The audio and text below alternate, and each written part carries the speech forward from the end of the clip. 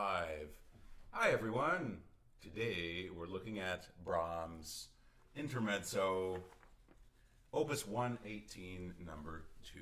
Anyone who doesn't know this piece will probably want to play it after hearing it. It's really beautiful. So this is from Piano Pieces Opus 118. This doesn't have any fancy title or anything. It's just 6 pieces, and most of them are called Intermezzo, as is this one. And here it is.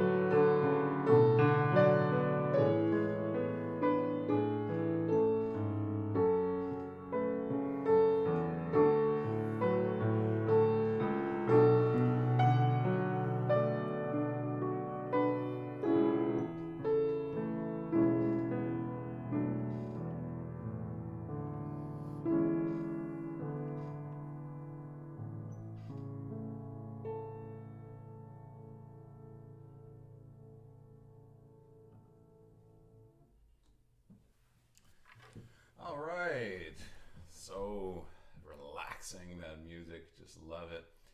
Hi, Doit Fever, John Lee, Elizabeth, Graham, good to see you guys. Hi to everyone who's joined this stream.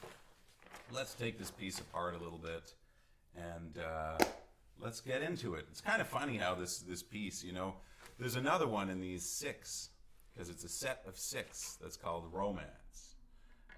But this one is not called Romance. You would think it would be. It's just Intermezzo as the first one.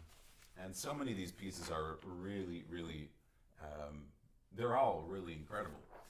So, as you probably know, Brahms was deeply in love with Clara Schumann most of his life.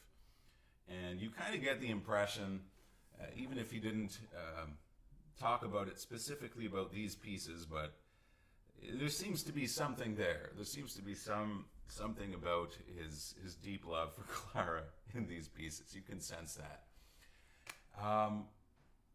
It's presumed that, I'm not sure where this comes from. I've heard this before, that Brahms would not, these pieces were so personal to him that if he knew they would have been published, he wouldn't have written them. So I don't know if that's true, but I like to think about that because it's really interesting. So it gives this piece a little bit of context, and we can give it a bit more context also by going into the Opus 1, the number 1, the piece that comes right before it if you play through this set, right?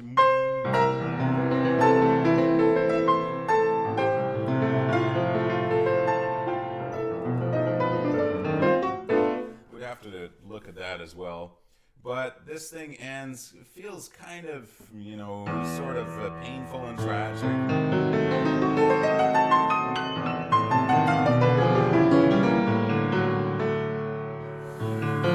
Feels like a last dying breath. And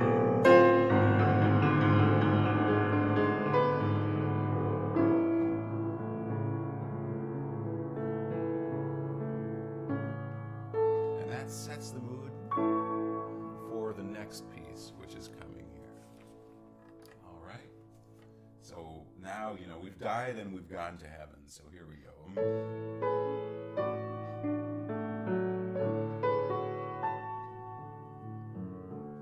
Brahms loves these huge intervals. That's the 7th there. Andante teneramente. So teneramente means tenderly.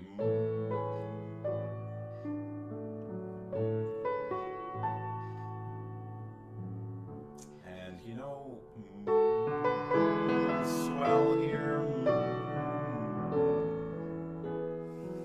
If you take into consideration all of your little phrases, all of your shapes, then things sound really good, you know? So let's say the beginner is going to play this like this. And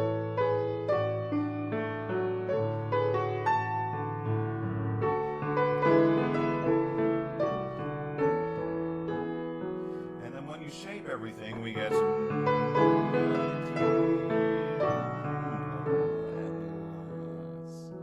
So I think the easiest thing for someone to start paying attention to is these kind of things. If you're in the habit of not hearing this, resolving, hear it as the appoggiatura. But a lot of times people don't hear that, so they play these two the same. This one is more, this one is less. And you can achieve that effect. Let's go into technique a little bit. Instead of having like two separate movements for these two notes, you go into this one and you let this go like that. So maybe this is more down and this is up. So see how these two notes are connected with one gesture. So you naturally get that effect of this one being more and this one less because we're leaving the piano, we're removing the weight. So the weight gets put more on this one and then less. And see how it's transferring also. Just by virtue of pushing forwards here with the arm, the wrist goes up. So this is all connected. That's really good. And of course, that's at the end of a swell. So we've come down here. So this one's getting bigger.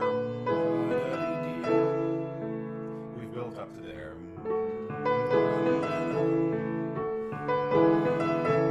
So you can practice that. Right, and then we come back. So even if this is more, it's not more than the high point, right? So it's not...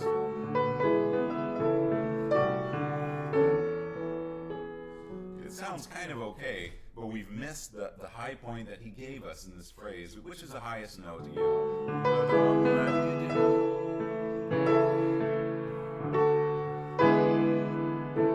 So beautiful.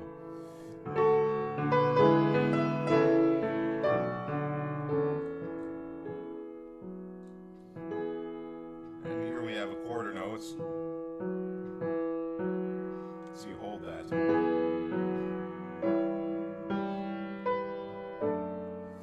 Unbelievable how beautiful something so simple can be, you know, even just this melody here.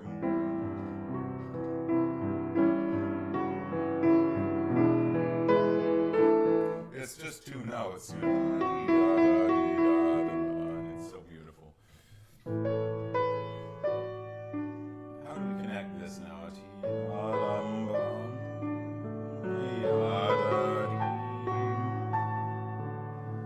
So this one goes to here, they go to the long note.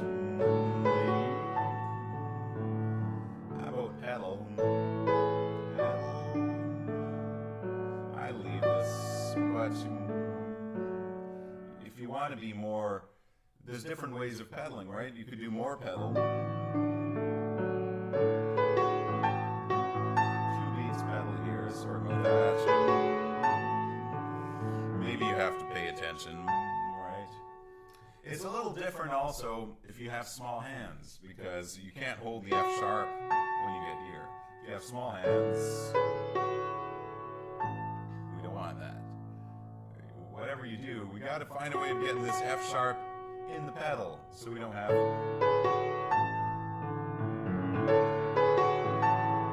that's kind of blurry, we don't want that.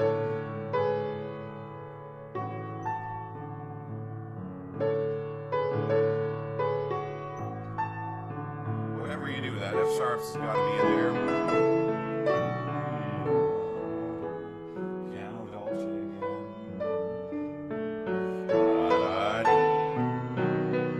Another swell here, same thing. And then we have pianissimo, so even softer. So there's that question, right? Do we pedal the second beat in the first bar here?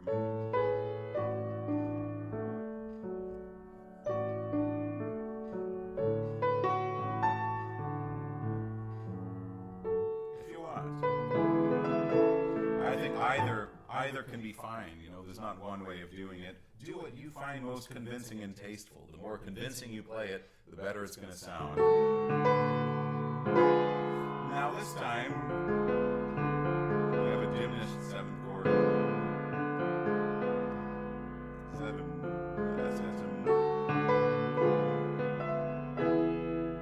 and this. So again, be aware of the appoggiaturas. This is more, this is less. They're some of the most beautiful, heart-wrenching things in the music, and they really come out if you do them correctly. So that means this is an A major chord. The B and the G sharp is a double appoggiatura. There are foreign notes in this chord. We have A major and these two notes that don't belong to A major. So they have to come out more, and then when it resolves, less. So and here's another one, a double one here. This is our chord. What do we have? Just like in the beginning. We can go further in technique, guys. Here we can go.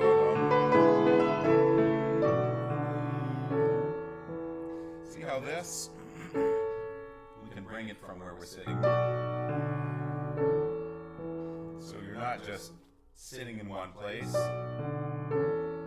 but if you are, you connect it with the arm.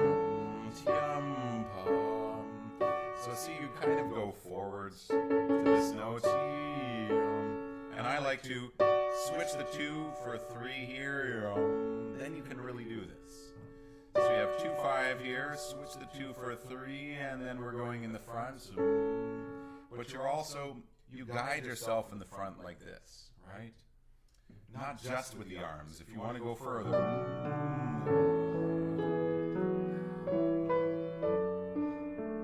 It gets me mad when people play this too fast. Yeah, of course.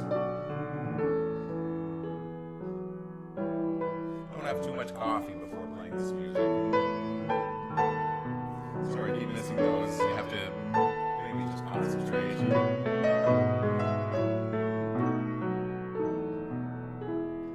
So there's our piano.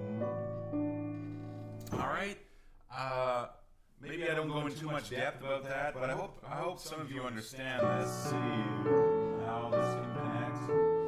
Bringing this, look at where the elbow goes from here, and then it's here.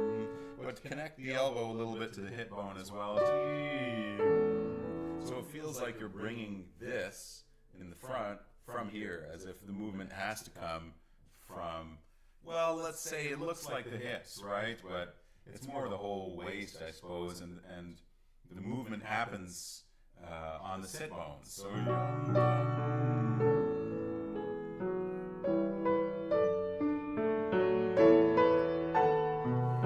so next one we have that diminished 7th chord again. And our last part here.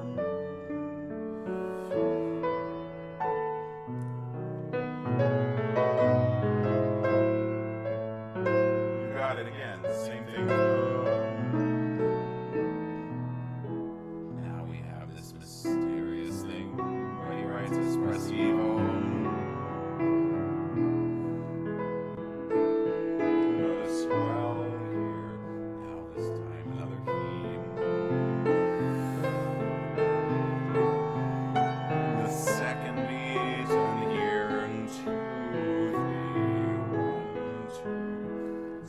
Helps to feel those second beats where they're placed. It doesn't mean it's always louder. It isn't always louder, but there's substance to it. All right. So this is kind of. It already feels like this is 1, 2, 3, 1, 2, 3. But it's actually 3, 1, 2, 3, 1, 2, 3, 1, 2, 3, 1, 2, 3, 1, 2. Now let's try this with 3, 1, 2, 3. See, we put a little substance on that second beat, and it's a longer note. 1, 2, 3, 1, 2, 3. Same thing in bar 24. Give us a little substance in the left hand on the second beat, and that makes you listen to this longer G sharp. It makes you listen through it. So again, 2, 3, 1, 2, 3. So see again, let's contrast it instead of just playing 1, 2, 3, 1. We have 1, 2, 3. It makes you listen through that long note.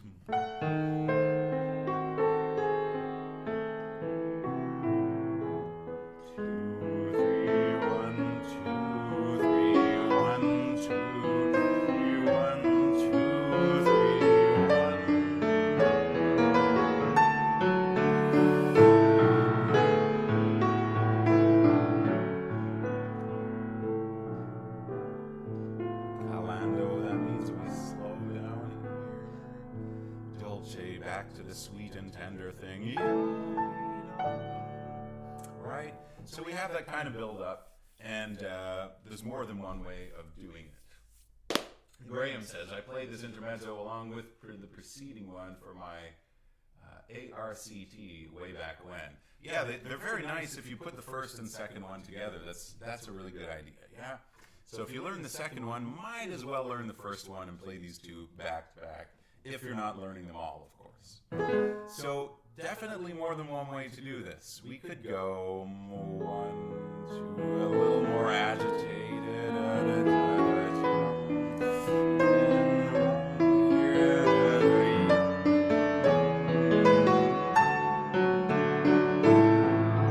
And that kind of, it feels agitated, feels passionate and impatient, let's say. So that's one way of doing it. Another way that I think I like even better is just kind of keep it pretty straight rhythmically and think big. Think of a long, big phrase that just keeps on opening up wider and wider, and it's just opening, right? So 1,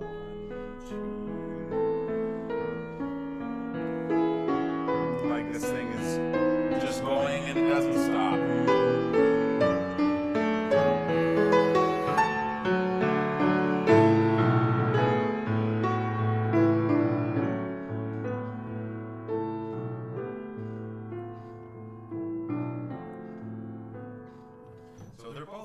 Yeah, I really like playing it that way. So do it whichever way, again, that you find most convincing. And if you did it one way, one time, then you might, if you like both of them, you might do it at the end differently, right? So that's really nice. You just feel like something is not so much impatient and passionate, but just expansive. And that's really appropriate for his kind of music. So one more time, the expansive way. 1, 2. Not speeding up, but this thing it really has a direction to it.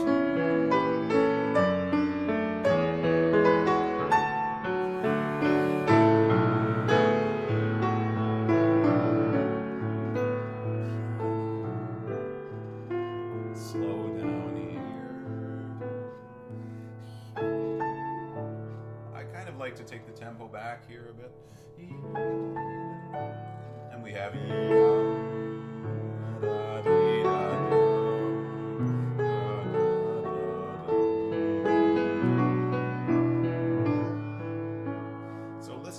inner voices there. Sorry, you can't find the notes.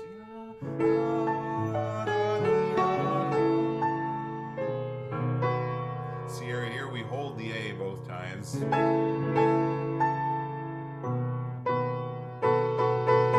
makes that little dissonance. That's really nice if we can hear that.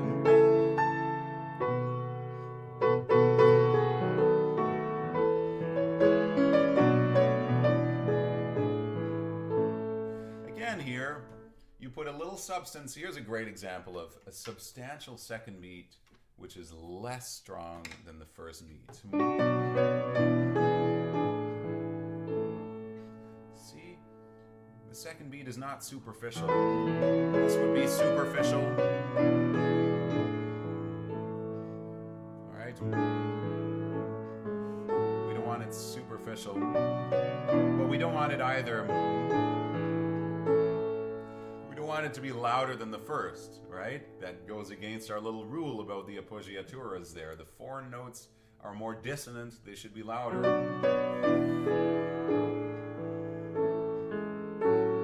And you also have this on the left hand. I really like that. Maybe not overpowering the top, but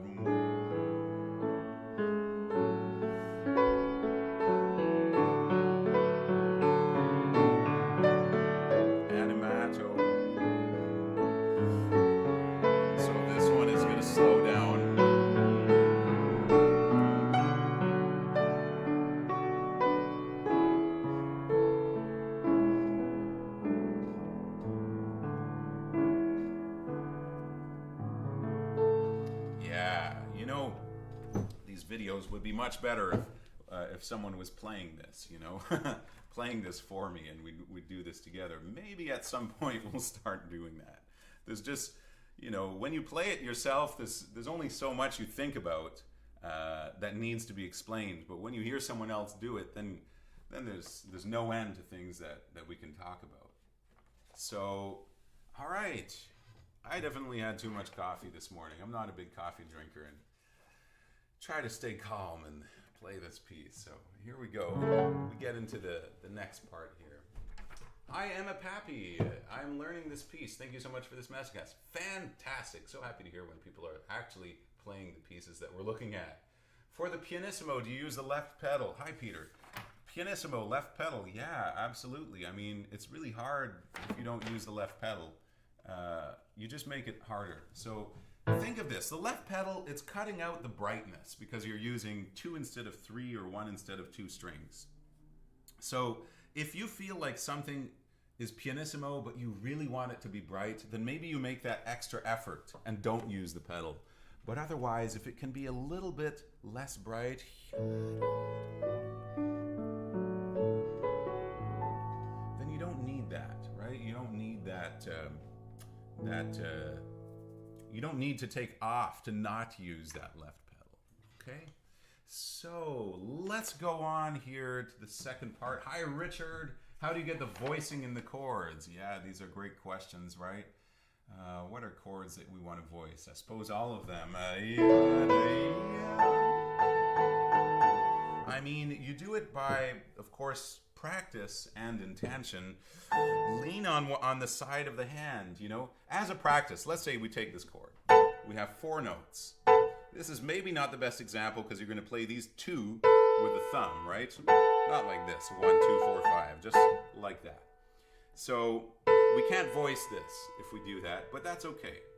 So try our 3 different possibilities. This note being the loudest, this note being the loudest, or these 2 being the loudest. And by working on that, you kind of, you know, your own body is going to teach you how to do it. If this is the loudest, these become very light. But of course, you don't want, you want them all at the same time, right? Or if this one is the loudest, now the 3rd finger becomes stronger. And then once you got that, it's just a question of which notes do we voice, right? So most of the time it's on the top, but not always, of course. Let's look at the second part here. So we finished the first and cut the pedal.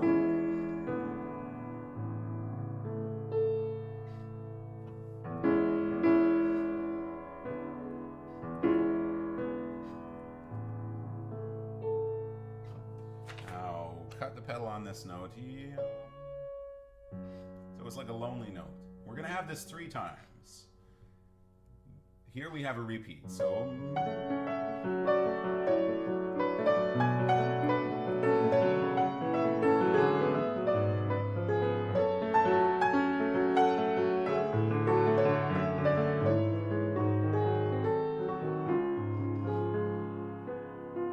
now if we want, we could voice more here.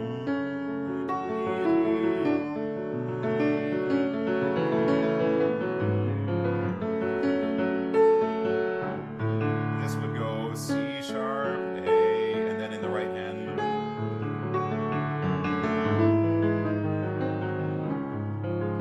So to make it different, that's possible, right?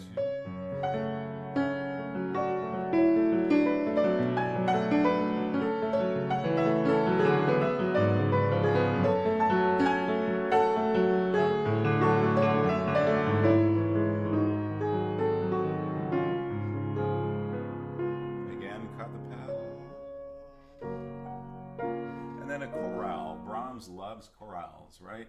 He started his compositional career as a choir conductor and writing for choir. So, yeah, okay, and lots to look at here. Lots of wheel here.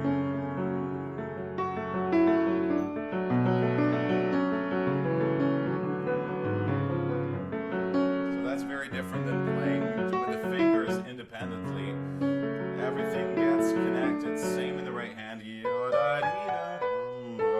are nice wheels.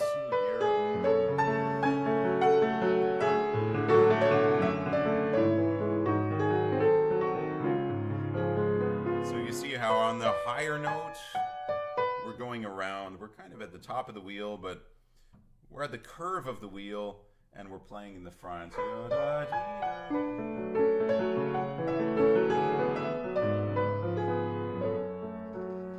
Now here, this chorale. You might want it there, una corda. Here he writes una corda, yeah?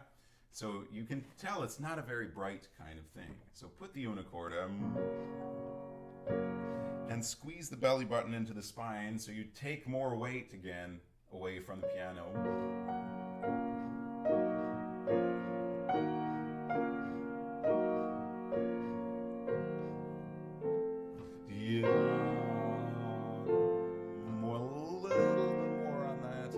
On this one.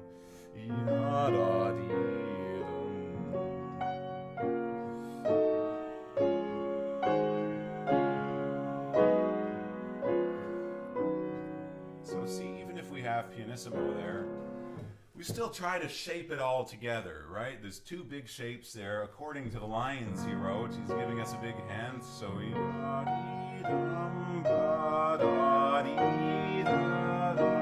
then let it relax at the end with a little retenuto. Now start again. So see, there's a little arch in that phrase. Again, we're going to start soft and try to bring it, phrase all of this. This goes here and like this, and then back down. You see that nice arch there? It's harder to do slowly, right? So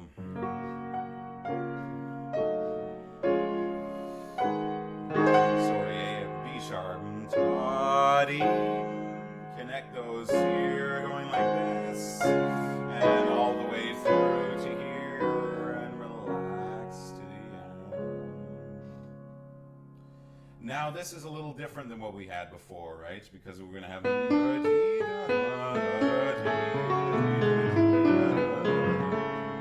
so you might like to bring out the inner voice in this one, right? Since it's a little different.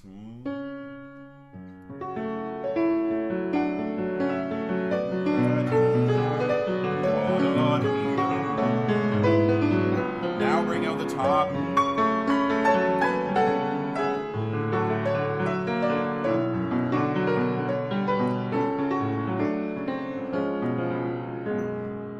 Again, that big interval. It kind of makes us think of what we had before there when we had that sort of thing. We're going higher up with big intervals. So yeah, that's one way of doing it. See, if you bring out, let's say, then it doesn't have to be all the way through. When we get to forte, we definitely want to be more on the right hand at that point, or the top voice. So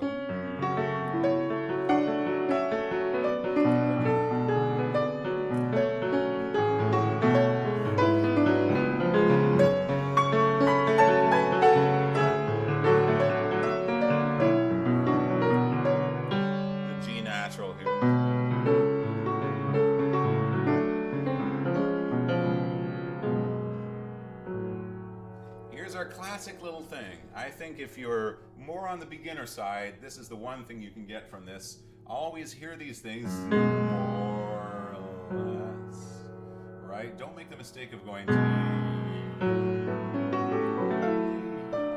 we don't want that to more or less. Isn't that nice with the A that's held here? That's so beautiful.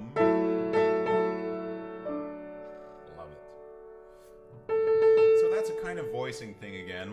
You don't want the A to be too soft.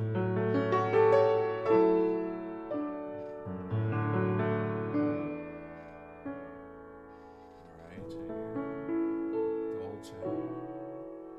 And we come back to what we had in the beginning. Double P.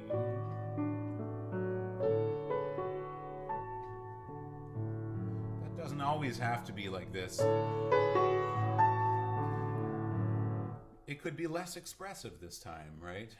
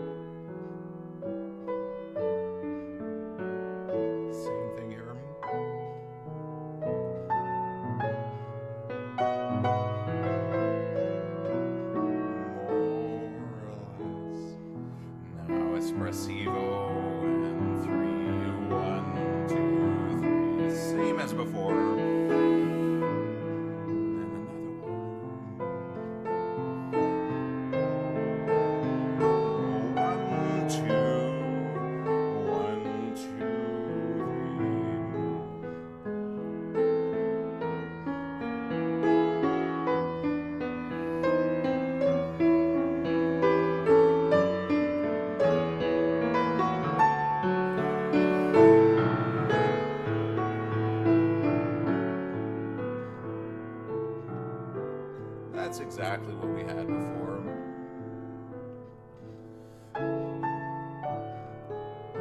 Again, hold that A here.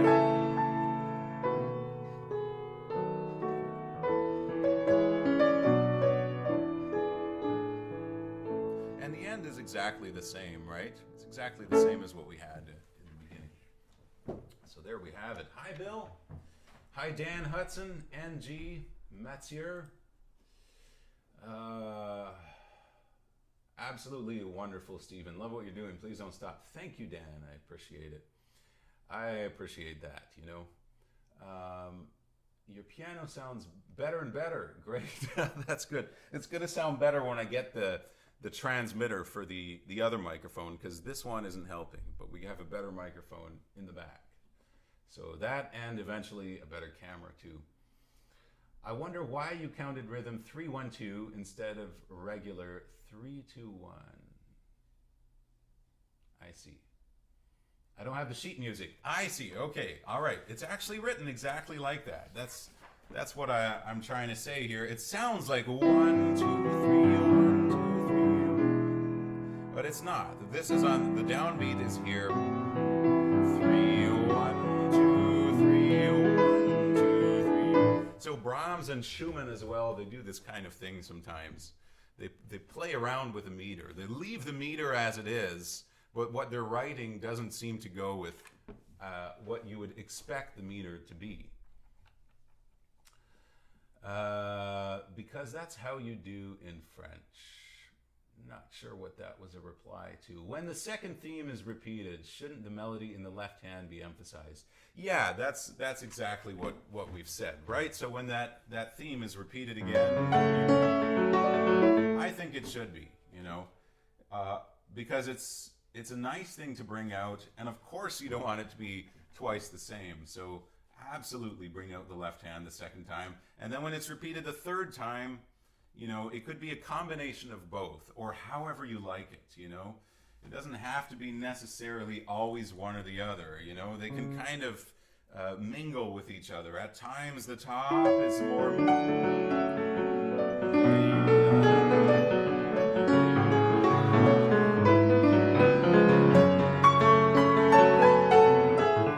So we can do that sort of thing. Is the character of the piece melancholy or celebration? Well, I think it's definitely more on the melancholy side. Yeah, you know, is this like a celebration of love and being together with someone? It kind of sounds like it, right? And then this next part hints at something more painful in all this. You know, and even something like a little religious, a little spiritual maybe.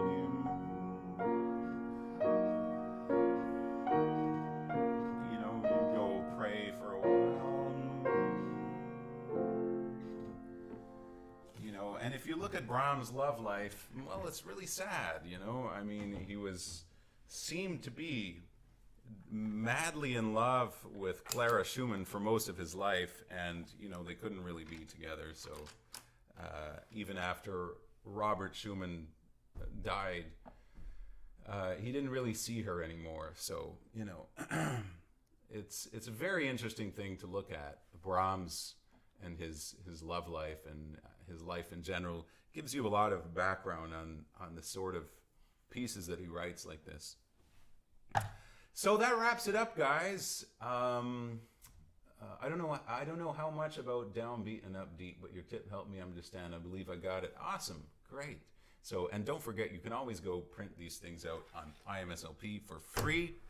So that's it for today. What are we supposed to look at on Friday? Haydn Piano Sonata in C major, the third movement.